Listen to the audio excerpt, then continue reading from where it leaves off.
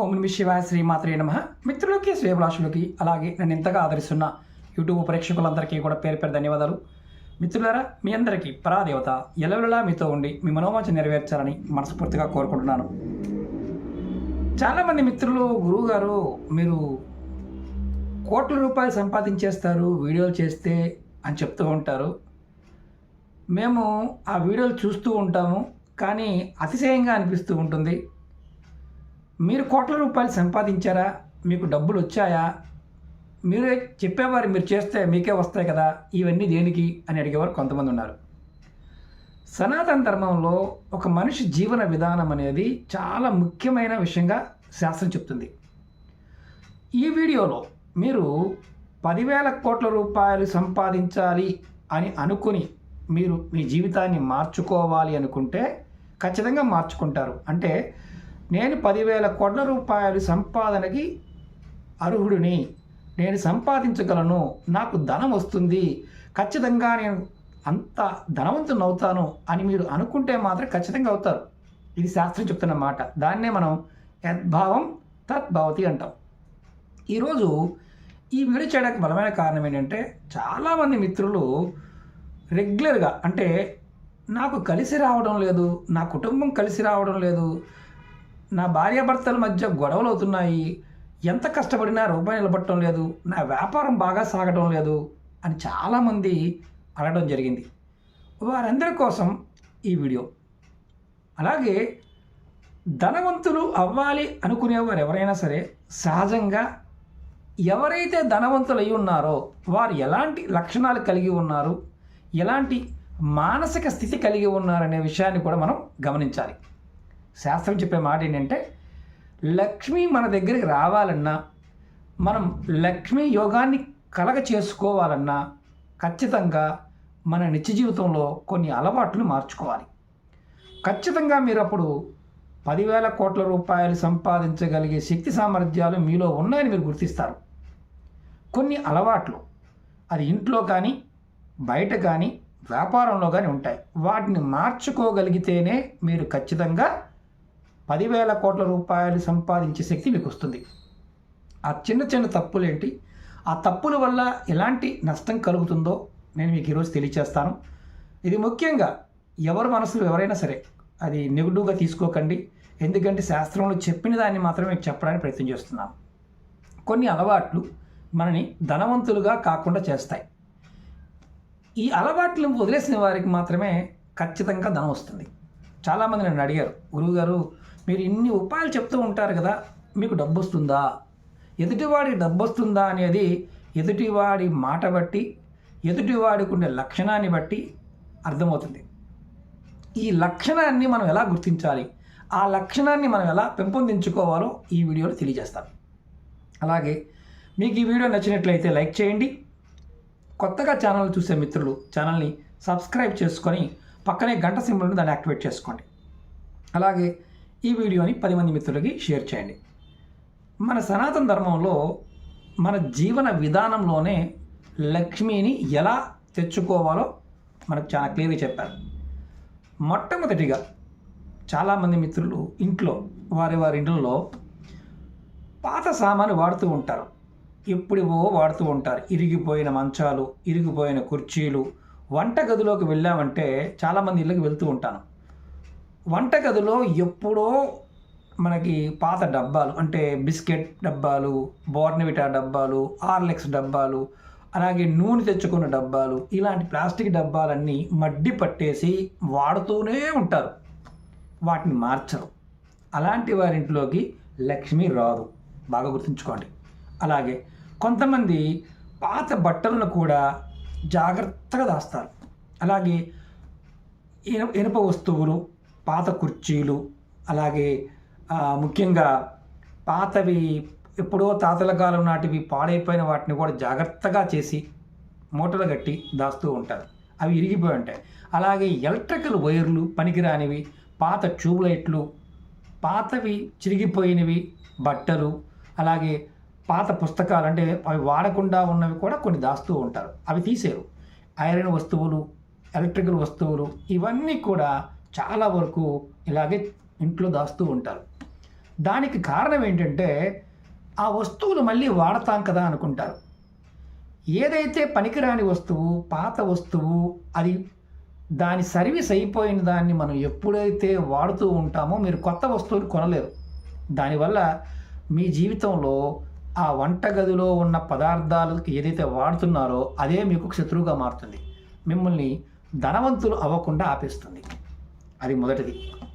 రెండోది, కొంతమంది బట్టలు, ఎదుటివారి బట్టలు, అక్కచెల్లెల బట్టలు, అన్నదమ్ముల బట్టలు, లేకపోతే స్నేహితుల బట్టలు, ఇలా ఫంక్షన్ వచ్చిందంటే తెచ్చుకోవడం, వేసుకున్న తర్వాత మళ్ళీ ఆ బట్టల్ని మళ్ళీ 1 రోజు, 2 రోజులు, 3 రోజులు అలా వేసుకునే వారికి కూడా లక్ష్మీ యోగం కలగదు. ఇది రెండవది. మూడవది, మనం చాలామంది గ్రామీణ ప్రాంతాల్లో కావచ్చు చూస్తూ ఉంటాం. ఎలా అంటే ఎవరైనా సరే ఒక ఫంక్షన్కి వెళ్ళడానికి వారి దగ్గర బంగారం ఉండదు, వస్తువులు ఉండవు. వాళ్ళు ఏం చేస్తారు, పక్క వాళ్ళ వస్తువులు తెచ్చుకొని బంగారం కావచ్చు, మిగతా వస్తువులు కావచ్చు వాడుతూ ఉంటారు. అలా ఎవరైతే వాడుతూ ఉంటారో వారికి కూడా లక్ష్మీ యోగం కలగదు. బాగా గుర్తుంచుకోండి. ముఖ్యంగా మనం చాలామంది లేనిపోని దర్పాన్ని చూపిస్తూ ఉంటారు. దర్పం అంటే చేతులకు ఉంగరాలు. ఫంక్షన్కి వెళ్ళినప్పుడు అందరికీ చేతులు చూపించుకుంటూ ఉంటారు, బంగారం చూపించుకుంటూ ఉంటారు. నేను అది కొన్నాను, ఇది కొన్నాను, అలా కొన్నాను, ఇలా కొన్నాను అని చెప్తూ ఉంటారు. దర్పంగా చూపిస్తుంటారు. చూపించడం వల్ల ఇంటికి వచ్చిన తర్వాత మంచం పడిపోతారు. నకారాత్మకమైన దృష్టికోణం తగులుతుంది. లేనిపోని గొప్పలు చూపించడం కూడా లక్ష్మికి కోపాన్ని తెప్పిస్తుంది. అలా ఉన్నవారికి కూడా లక్ష్మి నిలబడదు. అలాగే ముఖ్యంగా కొంతమంది బంగారాన్ని, అంటే పెట్టుకున్న బంగారాన్ని అంటే తీసి మెడలోంచి కానీ చేతులు తీసి బీరువాలో పెట్టకుండా మంచం పొరుపుల కింద ఎక్కడ పడితే అక్కడ పెట్టేస్తారు, రేపు పొద్దున పెట్టుకుందాంలే అని. మనం లక్ష్మి అంటే అర్థం ఏంటి? బంగారం లక్ష్మీదేవి. ఎంత జాగ్రత్తగా ఉండాలి, ఎంత గౌరవంగా ఉండాలి అనేది ముఖ్యం. దాన్ని తీసుకు వెళ్ళి బీరువాలోనే పెట్టాలి. అలా మంచాల కింద పెట్టే వాళ్ళ దగ్గర తాకట్టులోకి వెళ్ళిపోతుంది. అలాగే మెడలో కొంతమంది వేసుకున్న దాన్ని, బంగారాన్ని ఇవి ఓపెన్ చేయడానికి అంటే క్లిప్స్ కానీ రానప్పుడు నోట్లో పెట్టి కొరికి తీస్తుంటారు. అలాంటి వారికి కూడా లక్ష్మి నిలబడదు. వారి బంగారం కూడా వాళ్ళ దగ్గర నిలబడదు, తాకట్టుపోతూ ఉంటుంది. మీరు చెక్ చేసుకోండి, కామెంట్ కూడా చేయండి, మీరు ఎలాంటి స్థితిలో ఉన్నారనేది మీకు అర్థమైపోతుంది. అలాగే రెండవది, కొంతమంది ఏం చేస్తారంటే బంగారం, ఏదైతే బంగారం ఉందో షాపులు అంటే వ్యాపారం చేసేవాళ్ళు కానీ ఇంటి దగ్గర కానీ కొంతమంది బంగారం గొలుసు నోట్లో పెట్టుకొని ఏదో పిప్పర్మెంట్ చిక్కినట్టు చిక్కుతూ ఉంటారు.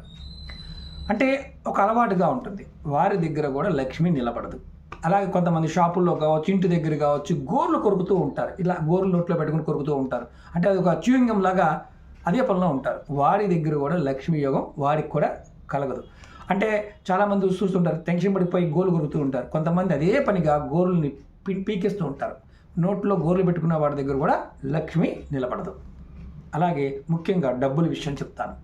చాలామంది డబ్బులు ఇస్తున్నప్పుడు అంటే మన తడి చేస్తారు. ఇలా తడి చేసి లెక్క పెడుతుంటారు.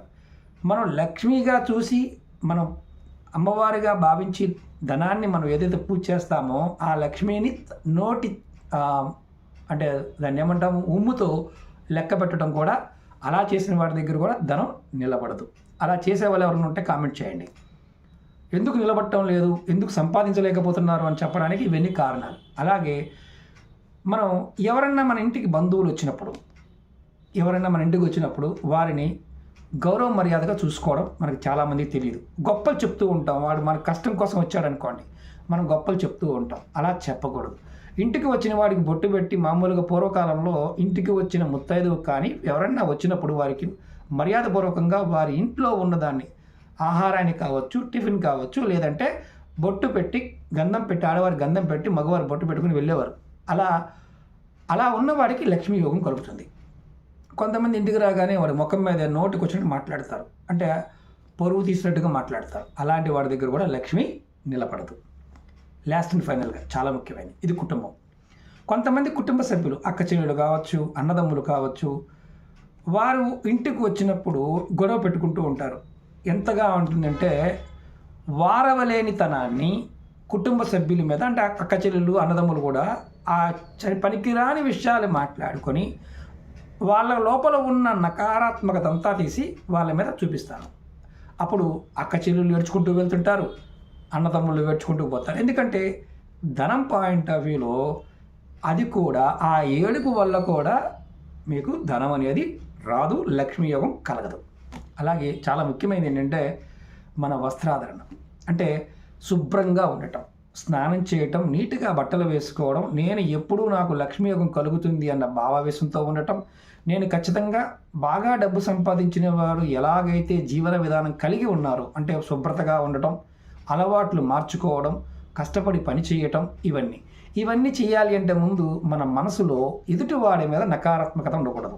అంటే కొంతమంది చెప్పాను కదా, నీకు వచ్చాయా డబ్బులు, నువ్వు వస్తే నువ్వు చేసుకోవచ్చు, అలాంటి వాడికి జీవితకాలంలో డబ్బులు రావు. కారణం ఏంటంటే మనం ఒక వ్యక్తి, మన సనాతన ధర్మం ఏంటంటే పరోపకారం, 10 మంది బాగుండాలి అని ఆలోచన చేయటమే సనాతన ధర్మానికి ఉన్న లక్షణం. అలాగే ఎవరైతే అలాంటి ద్వేషభావంతో లేకుండా, ఎవరైతే అర్థం చేసుకొని నేను బాగుపడాలి అనుకుంటాడో వాడి ఖచ్చితంగా అమ్మవారి యొక్క అనుగ్రహం చేత వాడికి లక్ష్మీ యోగం కలుగుతుంది అని పెద్దలు చెప్పడం జరిగింది.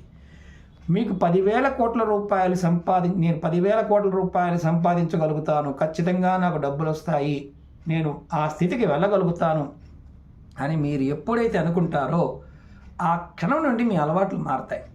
కొంతమంది ఇంటి లోపల ఎప్పుడు బూతులు మాట్లాడుతూనే ఉంటారు. అలాగే బూతులు మాట్లాడటమే కాదు, ఎదుటి వాళ్ళని, పక్క వాళ్ళని, వెనక వాళ్ళని ఎప్పుడు కించపరిచి మాట్లాడుతూ ఉంటారు. ముందు మాట్లాడినప్పుడేమో చాలా గొప్పగా మాట్లాడతారు, వెళ్ళిపోగానే నోటికి వచ్చినట్టు మాట్లాడతారు. అంటే ఒక రకమైన ఈర్ష. అలాంటి వారి దగ్గర కూడా లక్ష్మి నిలబడదు. లక్ష్మికి ఇలాంటి లక్షణాలు ఉన్నవాళ్ళు ఎప్పుడు ఎంత కష్టపడినా ఏం చేసినా గొప్పగా విజయాన్ని పొందలేరు. ఈ 10 విషయాలను జాగ్రత్తగా కనుక మీరు గమనించి మీ జీవితంలో మార్చుకోగలిగితే ఖచ్చితంగా మీరు అష్టైశ్వర్య భోగభాగ్యాలు పొందగలుగుతారు. చెదారం లేకుండా ఉండటమే చాలా ముఖ్యం.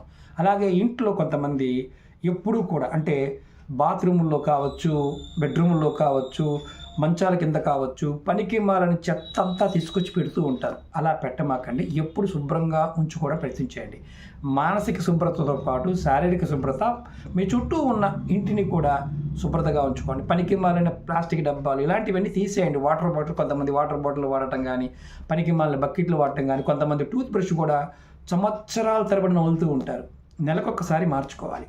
ఎందుకు అంటే కారణం ఏంటంటే కొన్ని వస్తువులకి ప్లాస్టిక్ కావచ్చు, పేపర్ కావచ్చు, చెక్క కావచ్చు, ఐరన్ కావచ్చు, ఎలక్ట్రికల్ వైర్లు కావచ్చు, ఇలాంటివన్నీ కూడా రాహువుని, కేతువుని, అలాగే శని భగవానుని, కుజుని ప్రేరేపిస్తాయి. అలా ప్రేరణ కలిగినప్పుడు జాతకంలో ఉన్న దోషాలేమో జాతకం కంటే కూడా ఎక్కువ ప్రభావం చూపిస్తాయి. కొంతమంది అడుగుతూ ఉంటారు, జాతకం బాగోలేదు కాబట్టి ఇలా జరిగింది. ఈ భ్రమ నుంచి బయటపడండి. జాతకం అనేది నిత్యం దైవారాధన, దైవనామస్మరణ చేసేవాడికి జాతకం పని చెయ్యదు. మీరు జాతక పరిశీలన చేయించుకున్నప్పుడు ఒక 60 పేజీలు ప్రింట్ తెచ్చుకుంటారు కదా, దాని కింద స్టార్ మార్క్ వేసి రాసుంటుంది, చూసుకోండి. ఈ వార ఫలం ఎలా ఉంది, దిన ఫలం ఎలా ఉంది, నెల ఫలం ఎలా ఉంది, కాబట్టి ఎలా ఉంది, మా జాతకాలు ఇలాగే, అదే మానసిక రోగం. దాన్ని పక్కన పెట్టి ఈశ్వరుడు నేను కష్టపడితే ఖచ్చితంగా ఇస్తానని భావంతో చేయండి, ఖచ్చితమైన ఫలితాన్ని పొందుతారు. కొంతమందికి ఇది అంటే కొంచెం ఇబ్బందికరంగా ఉండవచ్చు, దాన్ని ఇబ్బందిగా తీసుకోమాకండి. మీ అలవాటు ఇలాంటి అలవాట్లు ఉంటే మార్చుకోండి, ఖచ్చితమైన మార్పు వస్తుంది. మీకు అమ్మవారి యొక్క అనుగ్రహం చేత మీ జీవితంలో 10,000 కోట్ల రూపాయలు సంపాదించగలిగే సామర్థ్యం మీకు రావాలని మనస్ఫూర్తిగా కోరుకుంటున్నాను. ఓం నమః శివాయ, శ్రీమాత్రే నమః.